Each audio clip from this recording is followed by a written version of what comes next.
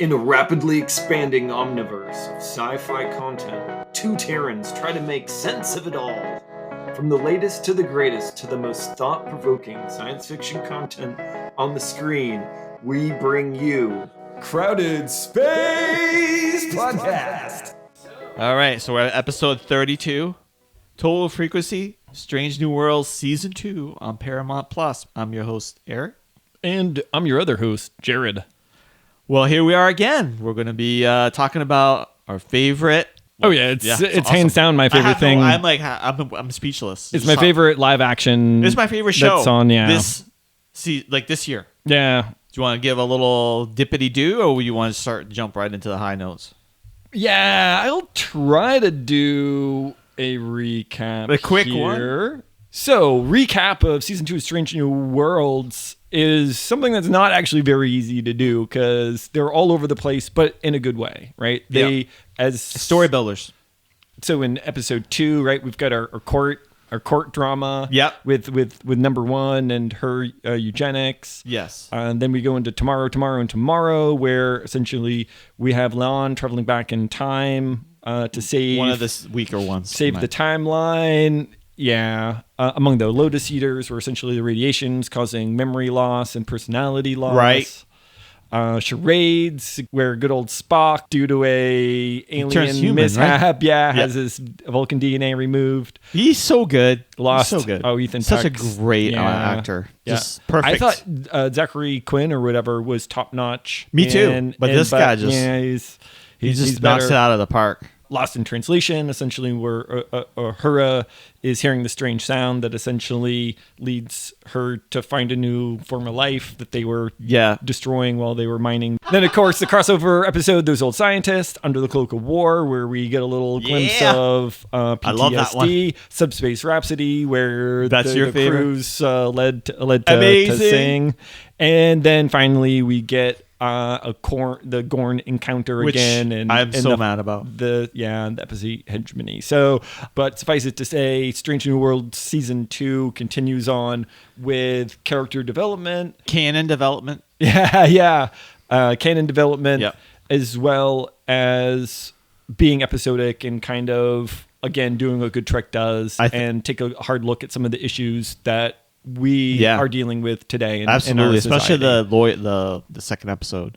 Yeah, well, that actually primes me up for one of my high notes. Well, let's go to the high notes then. Roll it up. Yeah, you got it. And we're going in. Engage. I'm going to start with number 1. Best place to start, right? So, as we've talked about in person, I was kind of so-so on Rebecca Romijn playing number 1. Again, she looked good, but I don't really know much about her. I know her as a swimsuit model. Yep. And so in season 2, I think she gets showcased really well. And well, if you're listening, Rebecca, I apologize. You're not just a pretty face. There's a cool little thing if you're ever in that moment where you get sick and you want to watch something. It's called The Librarians. You need to watch that. Yeah, getting back to number 1, everything from some great little banter back and forth with their new engineer to her amazing ability to sing. Like, technically, she's a fantastic singer. She really has done some Gilbert and Sullivan work. Oh my gosh! And then I really like to see number 1 kind of get fleshed out now as a mentor. And I really like the character development where she went from the lonely, isolated, transgenic freak with a secret to I'm going to connect with people. I can change. Yes. And then her acting as a mentor for Leon was just really well in the original series. She wasn't really much. There was not really fleshed out. There was just maybe a couple scenes with her. Not Rebecca, but the original number 1. Yeah. So this is new grounds for her and for the character too, which they did a great job. Like the writers are amazing. They know Star Trek, they respect Star Trek, and I really think they love Star Trek. I really do. I really think they just love the stories, and because it shows. It totally shows with us. If the writers don't love Star Trek, they're really good at faking it. That's all I've got to say. Yeah. Well, one of my high notes was the episode Cloak of War, where Nurse Chapel and Dr. Mabenga, they really showed, like you said, PTSD And those two, they really build a relationship that they showed previously in season 1 and season 2. And they showed how affected they were by this whole thing. And I thought it was brilliant. I love the fact that Star Trek can be dark and gritty. That's why DS9 is my favorite of all of them. But because this right here hits it on the nose, it showed perfectly that it's not all, rainbows and unicorns. Right. It could be dark, and it could show you like, oh my God, there's other things that happen here that's not always been perfect like it's been. Yeah, and as someone who hasn't been to war, hasn't had someone else's life in my hands one way or another, I can only kind of guess that this is doing a really good job of portraying what PTSD is like. Yeah. And really hitting home, the message of like, look, there are long-lasting effects of war. Yeah, my father-in-law who passed away, he was in the Vietnam War and he had PTSD. So. Oh yeah, my grandfather was in World War II, and my mom would have to wake him up with a yardstick because he'd just wake up fighting. Yeah, you got to respect just how much these people sacrifice, and that shows in this. They kind of give that homage to that in this episode. They show this how much some of these people sacrifice through war and how it affects them in the future. I think they did a really good job portraying this. They did their homework for sure. What about you? Another one? Oh yeah. I'll say Under the Cloak of War, totally one of my high notes. I've thought about that episode the most out of all of them in terms of, did M'Benga, kill him in cold blood? Did he set a trap? Was it just self-defense? What do you think? Who's in the right? What's your perception? Yeah, my take on it is, well, you're not really supposed to know, and that's why I've watched it so many times, right? The writers intentionally left it open. We don't know. We're not supposed to know. It happens behind a frosted glass, like the fog of war. Because my favorite Trek, I like the Dark Trek. My favorite Trek, though, is when we see the best of humanity. Yeah, right? That's the guiding light. That's what Star Trek is to most people. Right, it's a ray of hope. Yes, and so I think it's undeniable that M'Benga has PTSD. Right, we see the flashbacks. We see him dealing with the trauma time and time again. And then when you have the ambassador come in to M'Benga's sickbay, right? Lay hands on him and refuse to go away, even though M'Benga's like, please, like, let's just let it be. Yeah. I think it's totally in self-defense, even if maybe M'Benga poked the bear. I don't think he unjustly, poked it. He's like, hey, I've got the truth. I've got your dagger. Yeah. So I do think it was self-defense. Well, I think also, I think it was self-defense. Yeah, because I think the ambassador is like, shit, if he reveals everything, I'm done. So I think there was a struggle. Yeah, that could have precipitated it for then, sure. of course, PTSD with M'Benga, and right. That's just like a recipe for a disaster, I think. And that's what happened. Yeah. At least my perception, anyway. Exactly. Yeah. Going back to the PTSD, I had messaged with a Redditor who had been at war, and he's like, yeah, this is actually one of the more accurate. So, again, they just did one their person, homework. But no, they did their homework. Yeah. You could tell with the writing. They really did it. And so then next to Under the Cloak of War, one of the other standout episodes was Ad Astra Per Aspera, essentially where number one's on trial for being transgenically altered and not being forthcoming with this. And there's this nice little twist in the middle of it. And again, it's really important to talk about this sort of things. Star Trek's the only people talking about transgenic people and how they've been doing it how forever. They deal with it. Yeah, I think we're gonna do Gattaca at some time. Yeah. I think there's a really compelling look at our future with transgenic people. But just to remind our audience here, right? The first transgenic people now exist. It was just a couple of years ago with Dr. He in China illegally, but still he did it. Use CRISPR-Cas9 gene editing technology to essentially edit a gene called CCR5 that essentially plays an important role in our susceptibility to full-blown AIDS. And so we do have transgenic children out there, right? And because they've been messing with eye color, hair color. No societal norms or ways to handle these children, right? No. And this is in a world where we still, present day, we are still judging people on fucking base characteristics that they have no control over, like skin color or your eyes or if your you have sexual, acne. or your sexual preference. Yeah, sexual so preferences. we've got a lot of old shit we've got to deal with, and at the same time, the new wave of transgenic people could be upon us. And again, this is what we know about. Yeah. And surprise, surprise, Strange New Worlds and Star Trek is already poking us to think about it. Yes. How about you? Any other high notes? I love the Gorn, just to kind of get away from the science talky stuff. Yeah. Well, the adult Gorn was really awesome. They really picked up their game, because I know we complained in season 1 of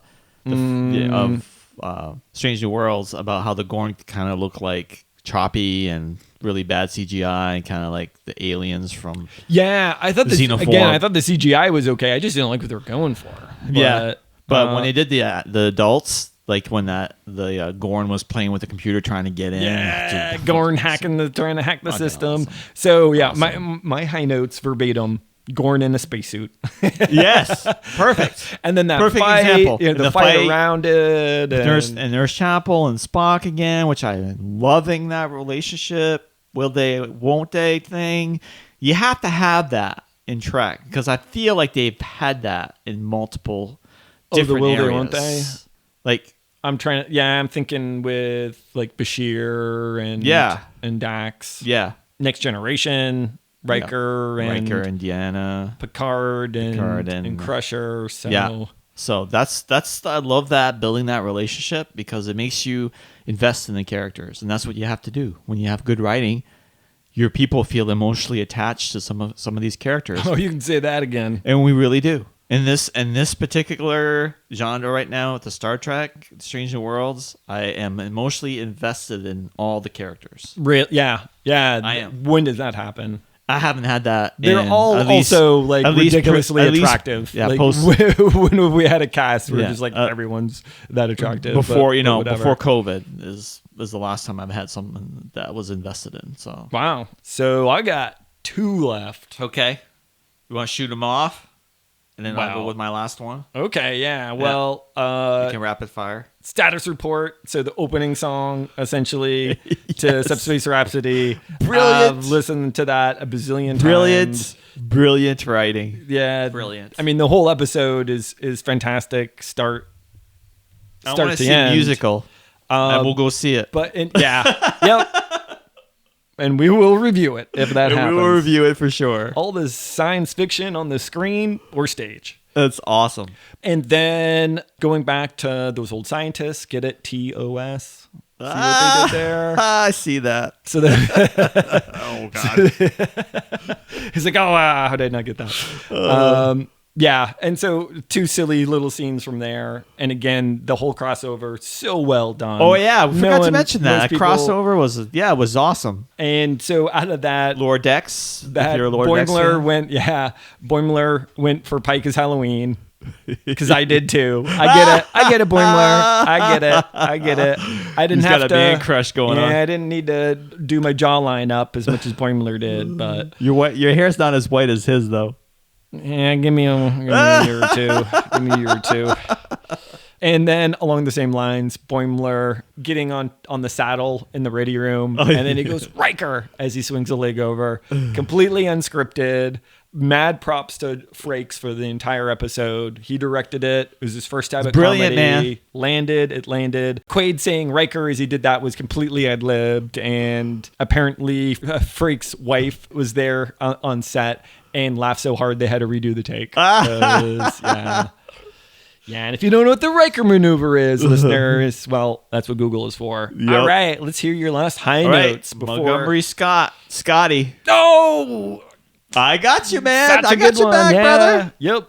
I got your back. I'm all so in. glad I'm all that in. he's in. Yep, I'm all in. And again, that he already has a relationship with the existing brilliant engineer, Pelia, yes. is great. And it sounds like a really legit accent to me, but what do I know? So I don't care. Definitely looking forward to he did a good job, him. Presenting the scene. So I think he's going to be a good addition. It's a tight cast, and it's like the actor, they got some heavy hitters on this one. Yeah, I'm looking forward to his first miracle. So, but anyways, I guess we can slide into the lows then. Yeah. All right. Let's hit them. All right, I'll start it up. Pike sort of takes a backseat this season, which is what I heard. You told me that he had He's got a kid. He's got a kid now, so he's, So doing good on that. Anson. Get your priorities straight. But even if he was there part-time, he's always amazing in his scenes. Like, he always owns it. He's definitely the captain of that show, period. Yeah, going through season 2 of Discovery, I'm really trying to nitpick his performance. I got nothing. Yeah, and he's so good. Yep. Well, I'm sure we'll see more of him in season 3. Yep. So one of my low notes, and this might be your static or a low note for a different reason, is the Leon's kind of heartbreak with Kirk. So I'm not shipping those two. It's actually hitting one of my low notes. Yeah, I'm not shipping those two together. Me neither. But as an emotional low note, and in terms of her character developing and going from, I've kind of lived my whole life kind of being prosecuted and looked down upon because of something, again, I can't control, my ancestry. And her finally, and again, thanks to the mentorship of number 1, she is able to actually share how she feels with someone, maybe for the first time. Right. So, especially, I think, for Generation X and the boomers, where, our grandparents or grandparents grew up in the 50s, like, you don't show emotion. Yeah. Right? You cry in the closet like a real man. That I really liked this sort of transition, and because I think there's a lot of people in their 40s plus that need to know it's okay. It's okay to show a little, like showing a weakness is a strength. Yeah. So I had that too. I had the La'an and James Kirk relationship and that weird multiverse crossover thing they did. And I wasn't a fan of Alter Kirk. Yeah, for me, this is like, because I felt for her. It was emotional low note, but you're just like, you're not. Dude, like I told you, Kirk has his thing. Keep him out. Like, we all know what happens. Like, we all know what happens to Pike. We want to enjoy Pike because he's just amazing. We don't need, I feel like Kirk is kind of like, well, look at me. I'm James. Yes. We all know who you are. We're getting into static area there. Yeah, I'm kind of, because it says one of my static is keep Kirk out. And it says ... Yeah. Low note on your end then?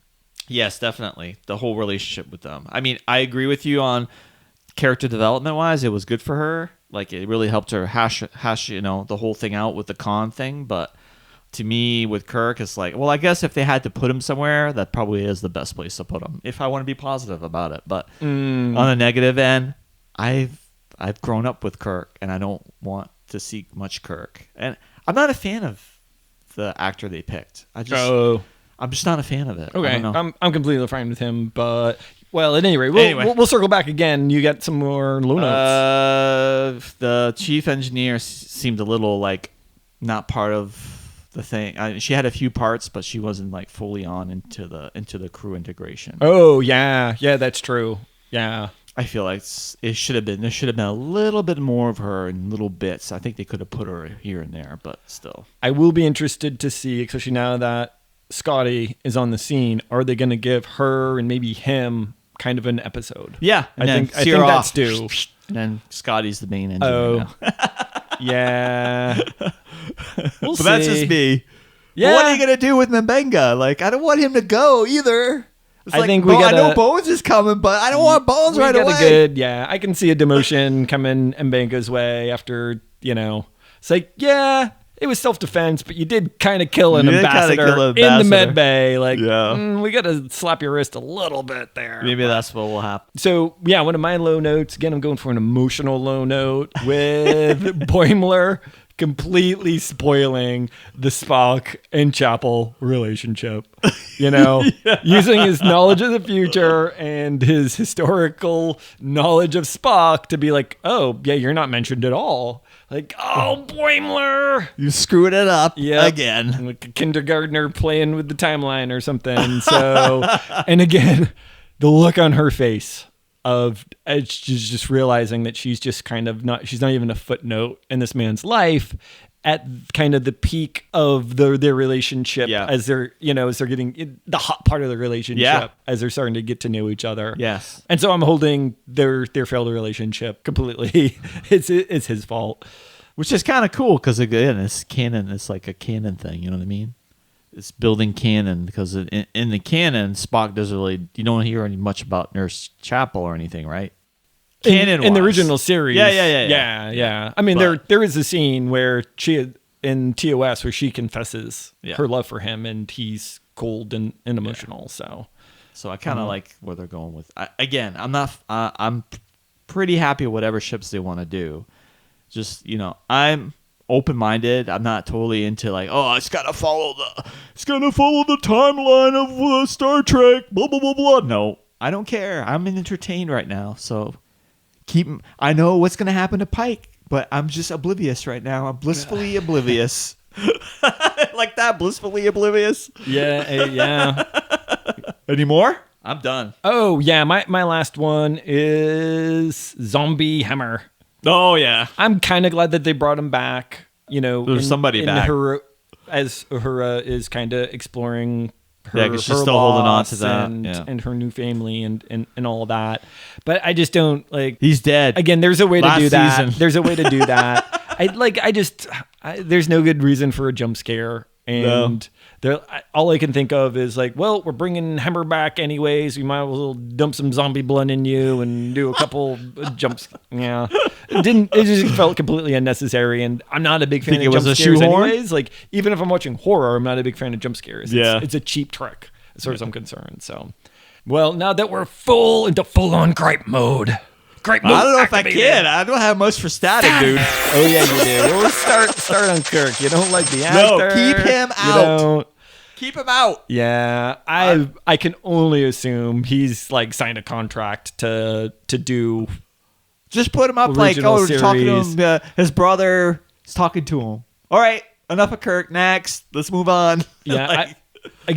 I'm completely okay with alternate timeline Kirk.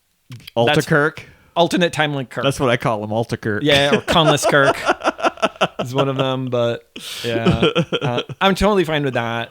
Again, he had a small role in. Yeah, it fit in Space Rhapsody. Yeah. It worked there, but I completely agree. Even though I've liked his appearances, I don't need him. I don't want him. I want Pike. It's too much Kirk. Yes. But if you think about it, they're doing the same thing they did with Kirk as they did with Spock. The slow dose release. Here's a little bit of Spock. Here's a little bit of Spock. And then it's like 4 or 5 episodes in Discovery before we actually, where they talk about Spock, before we actually see him like clean shaven in the suit acting like Spock. Brilliant. Well, so that's what they're doing with Kirk, right? Not brilliant. Because they know that there's... Again, we'll see. We'll see 2 years from now, and we're all gaga over the new Kirk. You think? No. Let's remind our fans. It's going to be 3:48 on. We're like, oh, that's awesome. Was it September 9th today? Something like that. I don't know. 6. The 6th? Yep. Okay, I'll remember this date. Well, you said you were going to be gaga over Kirk, and the I'll whole be like, thing's recorded. Hello. So. I'm just saying that's how I have to. I'm like, we don't need Spock. You were like that. Yeah, you definitely like, oh, Spock. This is good. Anyway, you know what it is? I think you're more of a Spock fan for the originals. Oh yeah. And I'm more of a Kirk fan for the originals. Yeah. So now I'm you. But you were Spock. Yeah. You know what I mean? Fair enough. Yeah. Yep. So I think it's that, but I'll never be like rolling over for this new Kirk. Anyway. All right, if you say so. More static is more Pike. I wanted more Pike. More Pike, more episodes. Yes, the episode is the one that's a clincher. And I think we're not the only ones. A lot of people will say, we want more episodes. Well, luckily, one of the producers of Strange New World agrees with us. It's probably going to be too late to get more than 10 episodes for season 3. Yeah. I don't know how this stuff works, but that's already reassuring to hear. Season 2 ends on a cliffhanger. Yeah. Well, they're just used to the last garbage they produced for the last 5 years, so now they got to realize that they got a hit on their hand. Yeah. Being a hit for CBS is a pretty fucking low bar these days. Yeah. But which is a damn shame because I liked it. I liked Discovery in the beginning, but they had to shoehorn some stuff. Yeah. And ruin it. Some weird agenda that I don't want to get into. And then season 5 came and was like... So done. Static, yeah. And again, cliffhangers, especially Next Cliffhangers, Generation. especially that one. It's a Star Trek thing. That doesn't mean that I'm all that happy with it. In the 90s, it was okay to do that because remember Locutus of Borg? It took us, a year before we found out Best what of both happened to worlds. him? That wasn't okay. That was pretty terrible to That wait. was but- okay back then, but this is the new with the freaking web. With the web now, this is streaming. There's no need of having these major cliffhangers leave us hanging for 2 years? Is that what they said? Well, there's a little bit of good news mixed in here, which is we're probably not going to get season 3 anytime too soon because of the writer's strike that's currently going on. And again, Solidarity Brothers, you get what you owe. Keep fighting the good fight. And execs, let's wrap it up so we can start filming some season 3 of get it Strange done. New Worlds. So that's the good news is they are locked and I'm ready to go. I'm a firm First believer of episode's get paid what already you're worth. storyboarded. As soon as the strike is over, they're ready to flying roll. out the talent and they're doing it. And then there's a little outside of Strange New Worlds, but Paramount Plus price hike at $2 up from about 10. They hiked it for 2. Yeah, again, that's the commercial free stuff. When we know we're not getting Strange New Worlds, Cut. That's it for me for Static. So if you like Star Trek, watch it because this is amazing. It brings back Trek. It makes me think of the other shows. It makes me want to watch the other shows too. I don't even care if you're a Trekkie. If you like spaceship, sci-fi, Strange New Worlds is for you. It is. It is. Even if you don't like any of the other Trek. Oh my! There's something wrong with right. It's okay. No, It's I your don't know how they opinion. do it. They capture the essence and the brilliance of the first series, but it's completely modern and totally works in today's Yeah, because they're awesome. They found the they secret sauce. care. They care about Yep, the show. that's the secret sauce is love. It is. And so if you are on your own epic journey through the stars, I want you all to remember that it's not the destination. It's the journey. Live long and prosper.